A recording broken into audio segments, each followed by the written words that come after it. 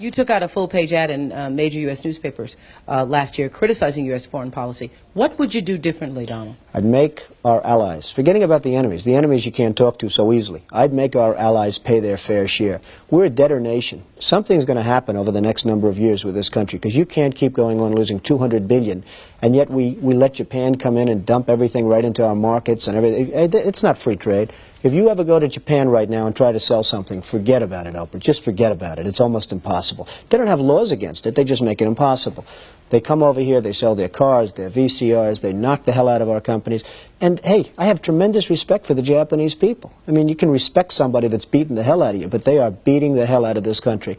Kuwait, they live like kings. The poorest person in Kuwait, they live like kings.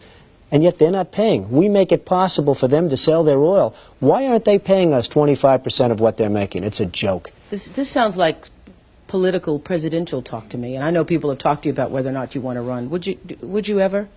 Probably not, but I do get tired of seeing the country ripped off. Why would you not? I just don't think I really have the inclination to do it. I love what I'm doing. I really like it. Also, it doesn't pay as well. No, it doesn't. But, you know, I just probably wouldn't do it, Oprah. I probably wouldn't, but I do get tired of seeing what's happening with this country. And if it got so bad, I would never want to rule it out totally, because I really am tired of seeing what's happening with this country, how we're really making other people live like kings, and we're not. What do you think of this year's presidential race, the way it's shaping up? Well, it's going to be very interesting. I think that probably George Bush has an advantage in terms of the election. I think that probably people would say that he's got like that little edge in terms of the incumbency, et cetera, et cetera. But I think Jesse Jackson's done himself very proud. I think Michael Dukakis has done one hell of a job.